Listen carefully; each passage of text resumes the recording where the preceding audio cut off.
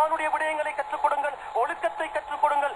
அத்தோடு அவர்களை கோழைகளாகவும் வளர்த்து விடாதீர்கள். எந்த அளவுக்கு என்றால் அவர்களுக்கு நீச்சலை கற்றுக் கொடுங்கள், அவர்களுக்கு அம்பெய்கின்ற முறைகளை கற்றுக் கொடுங்கள், குதிரை ஓட்டத்தை, குதிரையிலே போய் பாய்வதை அவர்களுக்கு கற்றுக் கொடுங்கள். இன்றைய காலத்திலே சொல்ல போனால் ஃபயரிங் பண்ணுகின்ற முறைகள், துப்பாக்கி எடுத்து இலக்கு வைக்காமல் சூட் பண்ணுகின்ற முறைகள், சகோதரர்களே குண்டை வீசுகின்ற முறைகள், ஆயுதங்களை தாக்குகின்ற பயன்படுத்துகின்ற முறைகள், விமானம் ஓட்டுகின்ற முறைகள், வாகனத்தை நடத்துகின்ற அதாவது முறைகள், இவைகளை எல்லாம் பிள்ளைகளுக்கு கற்றுக் கொடுக்க வேண்டும். அது ஜிஹாதுக்கு உதவியாக இருக்கிறது என்பதை நாங்கள் இதிலிருந்து விளங்குகிறோம் அல்லவா? எவ்வளவு தூரம் இஸ்லாம் அனுமதித்து இருக்கிறது. அதே நேரத்தில் சகோதரர்களே ஆகுமான ஈமானிய உணர்வை ஏற்படுத்தக்கூடிய கசீதாக்கள், நல்ல குர்ஆனுடைய இனிமையான ஓசையுள்ள பராத்துகள், சகோதரர்களே நல்ல மியூசிக், இசை கலக்காத இசைகள், கவிகள், இவைகளை கூட நபி அவர்கள் அனுமதித்திருக்கிறார்கள்.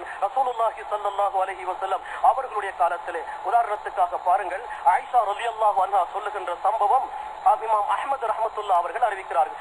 சகோதரர்களே நபி அவர்களுடைய மனைவி ஆயிஷா ரலியல்லாஹு அன்ஹா சொல்லுகிறார்கள், ஒரு நாள் பெருநாள் அன்று நாங்கள் எங்களுடைய நபி அவர்களுடைய வீட்டு முற்றத்திலே நீக்ரோ இனத்தை சேர்ந்த கருத்த அரபிகள், கருப்பர்கள் ஒரு வகையான விளையாட்டு விளையாடி கொண்டிருந்தார்கள். அந்த விளையாட்டு ஜிஹாதுக்கு உதவியா இருக்கின்ற ஒரு விளையாட்டு. அதை விளையாடி கொண்டிருந்தார்கள் முற்றத்திலே.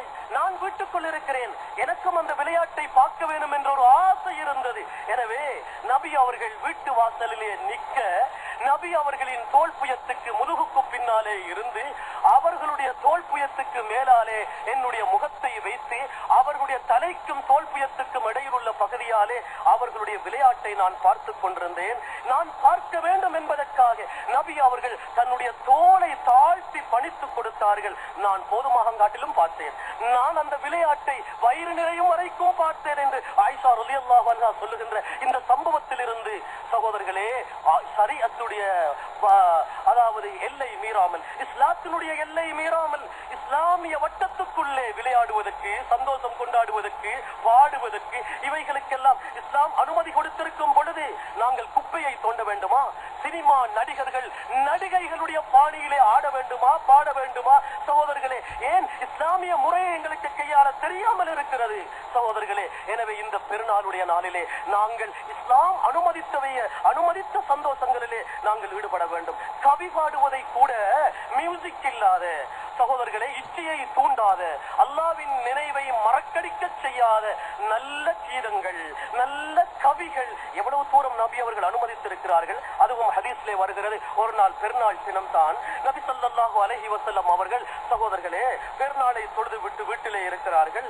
அந்த நேரத்தில் நபி அவர்களுடைய வீட்டுக்கு அபூபக்கர் ரலியல்லாஹு அன்ஹு வந்து கொண்டிருக்கிறார்கள்.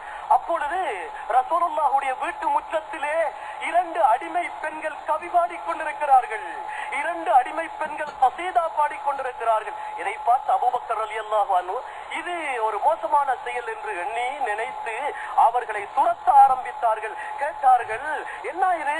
அதாவது நீங்கள் ஷைத்தானுடைய ஊதுகுலர்களோடு இருக்கிறீர்களே, ஷைத்தானுடைய விடயத்தை கடைபிடிக்கிறீர்கள் என்று அந்த அடிமை பெண்களை துரத்த ஆரம்பித்த பொழுது சகோதரர்களே நபி ஸல்லல்லாஹு அலைஹி வஸல்லம் சொன்னார்கள், யா அபூபக்கர், அபூபக்கரே, இன்ன லிகுல்லி கௌமின் ஈதன், ஒவ்வொரு கூட்டத்துக்கும் பெருநாள் இருக்கிறப்பா, ஒவ்வொரு கூட்டத்துக்கும் திருநாள் இருக்கிறது, பெருநாள் இருக்கிறது. இன்றைய நாள் இன்னல் யௌம ஈதுனா, இன்றைய நாள் எங்களுடைய பெருநாள். எனவே இவர்கள் ஷரியத்துக்கு உட்பட்ட முறையிலே அல்லாஹ்வுக்கு விருப்பமான பாடலை பாடிக்கொண்டிருக்கிறார்கள். விரட்ட வேண்டாம், துரத்த வேண்டாம். ஏனென்றால் எங்களுடைய மார்க்கம் ஒரு கடுமையான மார்க்கம், அருவருப்பான மார்க்கம், துறவரத்தை போதிக்கின்ற மார்க்கம், ஹலாலிலே இடமில்லாத மார்க்கம் என்று யஹூதிகள் நினைத்து விடுவார்கள், இஸ்லாத்தின் விரோதிகள் நினைத்து விடுவார்கள். எனவே இஸ்லாத்தை தப்பாக எண்ணியுள்ள, இஸ்லாத்தை தவறாக நினைத்துள்ள அந்த யஹூதிகளும் விளங்கணும், எங்கட மார்க்கத்தில் இதற்கெல்லாம் இடம் இருக்கிறது. இன்ன ஃபீ தீனினா ஃபுஸ்ஹதன் இன்னமா புஇஸ்து பிஹனீஃபியத்தின் சம்ஹா என்றார்கள். நான் தாராளத்தன்மை உள்ள ஒரு மார்க்கத்தை கொடுத்து நபியாக அனுப்பப்பட்டிருக்கிறேன். இதிலே துறவரம் இல்லை, இதிலே பிரமச்சாரியாக இருங்கள் என்று சொல்லப்படவில்லை. எனவே சகோதரர்களே, இஸ்லாம் எங்களுக்கு அனுமதித்த விளையாட்டுகள், அனுமதித்த கவிகள், கீதங்கள், ராகங்கள் எவ்வளவோ இருக்க நாங்கள் சினிமா நடிகர்கள் நடிகைகளுடைய பாணியிலே ஆடவும் பாடவும் அவர்களை விரும்பவும் எங்களுக்கு அந்த ஒரு தேவை இல்லை சகோதரர்களே. அதே நேரத்தில் இந்த புனித நாள் அன்று, இந்த ஈகை திருநாள் அன்று அல்லாஹ்வுடைய நல்லடியார்களே, நாம் ஒவ்வொருவர்களும் சந்தோஷம் கொண்டாடுவதோடு கொடையாளிகளாக, ஈகையாளர்களாக மாற வேண்டும். அல்ஹம்துலில்லாஹ் சகோதரர்களே, நம்முடைய நாட்டு முஸ்லிம்களை பொறுத்த வரையிலே ரமலானிலே கூடுதலாக கொடுக்கிறார்கள். அல்ஹம்துலில்லாஹ், இது கொடுக்க வேண்டிய மாதம் தான். கொடுக்க கொடுக்க அல்லாஹ்வும் தருவான். ஏனென்றால் கொடுப்பவர்களுக்கு மலக்குமார்கள் துஆ செய்கிறார்கள். அல்லாஹும்ம அதி மும்சிகன் கலஃபா, அல்லாஹும்ம அதி மும்சிகன் தலஃபா என்ற விஷயத்தை ஹதீஸிலிருந்து நாங்கள் விளங்குகிறோம். ஒவ்வொரு நாளும் மலக்குமார்கள் தர்மம் செய்பவர்களுக்கு, கொடுப்பவர்களுக்கு துஆ செய்கிறார்கள். யா அல்லாஹ், யாரெல்லாம் கொடுக்கிறார்களோ, யாரெல்லாம் தர்மம் செய்கிறார்களோ, யாரெல்லாம் பிறருக்கு உதவுகிறார்களோ அவர்களுக்கு நீயும் கொடுப்பாயாக யா அல்லாஹ். யா அல்லாஹ், யாரெல்லாம் கொடுக்காமல் தடுத்து வைத்துக் கொள்கிறார்களோ, யாரெல்லாம் தர்மம் செய்யாமல் உலோபிகளாக இருக்கிறார்களோ, நப்பிகளாக இருக்கிறார்களோ அவர்களுக்கு நீ அழிவை கொடுப்பாயாக என்பது சாதாரண ஒரு மனிதனுடைய துவா அல்ல, அது மலக்குமார்களின் துவா. மலக்குமார்கள் ஒவ்வொரு நாளும் துவா செய்கிறார்கள். எனவே ஈதுல் ஃபித்ர் என்கிறது கொடுக்கும் நன்னாள், ஈகை திருநாள். இந்த ஈகை திருநாளிலே நாங்கள் தாராளமாக கொடுக்க வேண்டும். அதற்காகத்தானே சதகத்துல் ஃபித்ரா, ஜகாத்துல் ஃபித்ராவையும் நபி அவர்கள் கடமையாக்கிறார்கள். தொழுகைக்கு முன்பு கட்டாயம் கொடுத்து விடுங்கள் என்று நபி அவர்கள் சொன்னது இன்றைய சந்தோஷ நாளிலே சகோதரர்களை, எந்த வீட்டிலும் எந்த பகுதியிலும் உண்ண உணவின்றி கஷ்டப்படுகின்ற ஏழைகள் இருக்கக்கூடாது. எல்லா வீடுகளிலும் சாப்பிட்டு உண்டு மகிழ்ச்சியாக இருக்க வேண்டும். எனவே இஸ்லாம் பொது நலத்தை விரும்புகின்ற மார்க்கம். நமது அல்லாஹ்வினுடைய தூதரை இன்று அநேகமானவர்கள் விரும்புகிறார்கள். எனக்கு மட்டும் கிடைச்சா போதும், எனக்கு மட்டும் கிடைச்சா போதும், நான் மட்டும் சாப்பிட்டா போதும், என் பிள்ளைகள் மட்டும் நல்லா இருந்தா போதும். இது கூடாது சகோதரர்களே. இது ஈமான் உள்ள ஒருவருக்கு அடையாளமும் அல்ல. நபி அவர்கள் சொன்னார்கள், லா யுமினு அஹதுக்கும் ஹத்தா யகூல லா யுமினு அஹதுக்கும் ஹத்தா யுஹிப்ப லி அஹீஹி மா யுஹிப்பு லி நஃப்ஸி. தனக்கு விரும்புவதை, தான் விரும்புவதை பிறருக்கு, அடுத்த சகோதர முஸ்லிமுக்கு விரும்பாத வரை உங்களில் ஒருவர் பூரண முஸ்லிமாக, பூரண முஃமினாக ஆக முடியாது என்று அருமை நபி ஸல்லல்லாஹு அலைஹி வஸல்லம் சொல்லியிருக்கிறார்கள். என்றால் சகோதரர்களை சிந்தித்து பாருங்கள். நாம் அழகாக உடுக்குவதை விரும்புகிறோம், அழகாக சாப்பிடுவதை விரும்புகிறோம்.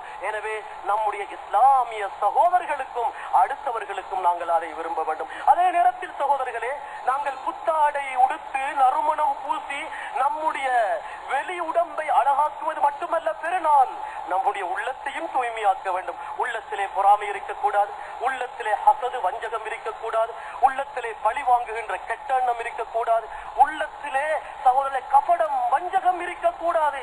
உள்ளத்தை தூய்மையாக்க வேண்டும். இது அல்லாஹ்வுக்கு மிக விருப்பமான ஒன்றாக இருக்கிறது சகோதரர்களே. அதனால் தான் நபி அவர்கள் சொன்னார்கள், லா தஹாசது வலா தனாஜஷு வலா ததாபரு வலா தபாகலு வலா யபிஅ பஅதுக்கும் அலா பைஇ பஅல் வகூனு இபாதல்லாஹ் இஹ்வானா அல் முஸ்லிம் அகுல் முஸ்லிம். எவ்வளவு பொன்னான போதனைகள் சகோதரர்களே. சிந்தித்து பாருங்கள். அருமை நபி ஸல்லல்லாஹு அலைஹி வஸல்லம் எங்களுக்கு சொல்லி தந்த ஒரு விடயம் தான் லா தஹாசது. ஒருவரை ஒருவர் பொறாமைப்பட வேண்டாம் சகோதரர்களே. ஒருவர் முன்னேறுகின்ற பொழுது கல்வியிலேயோ, செல்வத்திலேயோ, அழகிலேயோ, ஆற்றலிலேயோ ஒரு எரிச்சல் வரத்தான் செய்யும். அது இயல்பு, மனிதனுக்கு அப்படித்தான். குடும்பத்தில் ஒருவர் முன்னேறிவிட்டார் அல்லது ஊருக்குள்ள ஒருவர் முன்னேறிவிட்டார், இன்னொருவருக்கு எரிச்சல் வரும் சகோதரர்களே. ஆனால் அந்த எரிச்சலுக்கு இடம் கொடுக்க கூடாது. உள்ளத்தை கட்டுப்படுத்த வேண்டும். ஏன்? வாழ்வை பங்கு வைப்பவன், பொருளாதாரத்தை பங்கு வைப்பவன், வாழ்வாதாரத்தை பங்கு வைப்பவன் சகோதரர்களே அல்லாஹ். அது மினிஸ்டர் அல்ல, ஜனாதிபதி அல்ல, செல்வந்தர்கள் அல்ல சகோதரர்களே. அல்லாஹ் தான் வாழ்க்கையை பங்கு வைக்கிறான். ஒருவருக்கு கூட கொடுக்கிறான், ஒருவருக்கு குறைத்து கொடுக்கிறான், ஒருவருக்கு கொடுக்காமலே இருக்கிறான், ஒருவரை ஏழையாக்குறான். இது அல்லாஹ்வுடைய நியதி. நாம் ஏற்பாட்டை பொருந்திக் கொள்ள வேண்டும். ஏற்பாட்டை பொருந்திக் கொள்வது ஈமானிலே முக்கியமான ஒரு அம்சம். எனவே சகோதரர்களே, நாங்கள் பிறரை கண்டு பொறாமைப்படக்கூடாது. பொறாமைதான் இன்று சமூகத்திலே, குடும்பத்துக்குள்ளே, வீட்டுக்குள்ளே அத்தனை விடயங்களுக்கு கொடுத்து அழகாக வீடு கட்டினா இவருக்கு பிடிக்குதில்லை, அவர் வாகனம் வாங்கினா இவருக்கு பிடிக்குதில்லை, பக்கத்து வீட்டுக்காரனோ குடும்பத்தில் யாராவதோ கொஞ்சம் பணக்காரர்களா மாறிட்டா பிடிக்குதில்லை. இது செய்யற மேல அவனுக்கு சூனியம் செய்யணும், அவனை கீழே போடணும், என்ன விட பெருசாகிட்டானே என்று நினைக்கிறார்கள். இது தப்பு. இது முஸ்லிமுடைய பண்பு அல்ல, இது ஜாகிலியா குணம். சகோதரர்களே, பொறாமை எவ்வளவு தூரம் கெட்ட செயல் என்றால் நபி அவர்கள் சொன்னார்கள், அல் ஹஸது யஅகுலுல் ஹஸனாத் கமா தஅகுலுன் நாரு அல் ஹஸப். எப்படி நெருப்பு விறகை சாம்பலாக்கி விடுமோ, சொல்ல வேண்டுமா சகோதரர்களே? எவ்வளவு அழகான உதாரணம். நெருப்பு எப்படி விறகை சாம்பலாக்கி விடுமோ, இதே போன்று பொறாமை ஒரு மனிதனுடைய, ஒரு முஸ்லிமுடைய அமல்களை சாம்பலாக்கி விடும். சகோதரர்களே, பொறாமை உள்ளம் கொண்டவர் அவர் எவ்வளவு தொழுதும் என்ன, நோன்பு பிடித்த என்ன, ஹஜ் செய்து என்ன, உள்ளம் சீராக வேண்டும், உள்ளம் சுத்தமாக வேண்டும். சகோதரர்களே, இந்த நல்ல குணம் மேல் நாட்டு மக்களிடத்தில் இருக்கிறது. அமெரிக்காவுக்கு, ஐரோப்பாவுக்கு போய் பாருங்க, வெள்ள உள்ளம், நல்ல உள்ளம், யாருக்கும் போய் சொல்ல மாட்டார்கள், யாரையும் ஏமாற்ற மாட்டார்கள், யாரோடும் பொறாமைப்பட மாட்டார்கள். ஆனால் இந்த கெட்ட குணம் எங்களிடத்தில் இருக்கக்கூடாது என்று குர்ஆனும் ஹதீஸும் சொல்லுகிறது. முஸ்லிம்களிடத்தில் தான் இருக்கிறது. இன்று ஆளுக்கு ஆள் இறைச்சி தின்று கொள்ள பார்க்கிறாங்க, ஆளுக்கு ஆள் சகோதரர்களே ரத்தத்தை ஓட்டுகிறார்கள். சகோதரர்களே, நபி அவர்கள் சொன்னார்கள் அடுத்ததாக, வலா தனாஜசு, அடுத்தவர்களுடைய குறை தேட வேண்டாம். அடுத்தவர்களுடைய குறை, சிலர் இருக்கிறார்கள், நில்லு செய்யற மேல உன்னுடைய குறையை அமலப்படுத்துறேன், உன்னுடைய குறைய நான் சொல்லுகிறேன் என்று சொல்லி சகோதரர்களே மானத்தை போக்குகின்ற காரியம். அடுத்தவர்களை வெட்டி நடக்க வேண்டாம், அடுத்தவர்களோடு கோபிக்க வேண்டாம். நபி அவர்கள் சொன்னார்கள், ஒரு முஸ்லிம் அடுத்த முஸ்லிமோடு கோபித்துக் கொண்டிருப்பது ஹராம். சகோதரர்களே, வியாபாரம் செய்வது கூட அல்லாஹ் ஹலாலாக்கி இருக்கிறார். இங்கே நபி அவர்கள் சொல்லுகிறார்கள், வியாபாரம் செய்கின்ற நேரத்தில் கூட உங்களில் ஒருவர் அடுத்தவருக்கு எதிராக வியாபாரம் செய்ய வேண்டாம். உதாரணத்துக்காக நீங்க கடை வச்சிருக்கிறீங்க, உங்களுக்கு பக்கத்திலே ஒரு கடை இருக்குது, ஒரு கஸ்டமர் வந்து பக்கத்து கடையில சாமான் வாங்குகிறார், உங்களுக்கு எரிச்சல், பாரு அவர கடையில வாங்குறானே எந்த கடையில வாங்காம மொல்ல அவரை கூப்பிட்டு சொல்றது, ஏன் அப்பா அந்த கடையில வாங்குறீங்க, அவர் போடுற விலையை விட உங்களுக்கு குறைச்சு தாரேன், நீங்க ஏண்ட எனக்கிட்ட சாமான் எடுங்க என்று உங்களுடைய வியாபாரத்தை கூட இஸ்லாமிய சகோதரனுக்கு எதிராக செய்யாதீர்கள் என்றார்கள் அருமை நபி ஸல்லல்லாஹு அலைஹி வஸல்லம். எங்கே இந்த குணம் நம்மிடத்தில் இருக்கிறதா? சகோதரர்களே, நாங்கள் எங்களை திருத்திக் கொள்ள வேண்டும். ஈகை திருநாளை கொண்டாடுகின்ற இந்த நல்ல நாளிலே ஒற்றுமை குடும்பத்துக்குள் உண்டாக வேண்டும். யாரும் யாருடனும் கோபித்துக் கொண்டிருக்க வேண்டாம். விசேஷமாக பெற்றோரை அனுசரிக்க வேண்டும். தந்தையின் பொருத்தத்திலேதான் அல்லாஹ்வின் பொருத்தம். சகோதரர்களே, தாயின் காலடியிலே சொர்க்கம் என்றெல்லாம் சொல்லி தந்தது இஸ்லாம். எனவே குடும்ப உறவை பேண வேண்டும். குடும்பத்திலே நாங்கள் சந்தோஷமாக இருக்க வேண்டும். யாருடனும் கோபித்துக் கொள்ளக்கூடாது. ஏனென்றால் குடும்ப உறவை முறிப்பவன் சொர்க்கம் போக மாட்டான் என்றால் அதை விட என்ன பயான் சொல்லுவது நாம்? எனவே சகோதரர்களே, சிந்திக்க வேண்டும், செயல்பட வேண்டும், இஸ்லாத்தை வழங்க வேண்டும். சந்தோஷம் கொண்டாடுகின்ற இந்த நன்னாளிலே நாங்கள் ஷரீஆ இஸ்லாம் அனுமதித்த முறையிலே சந்தோஷம் கொண்டாடி உறவினர்களை சந்தித்து, நண்பர்களை சந்தித்து, விருந்து கொடுத்து, நல்ல ஒழுக்கங்களோடு இந்த பெருநாளை கழிக்க வல்ல நாயன் நம் அனைவர்களுக்கும் கிருபை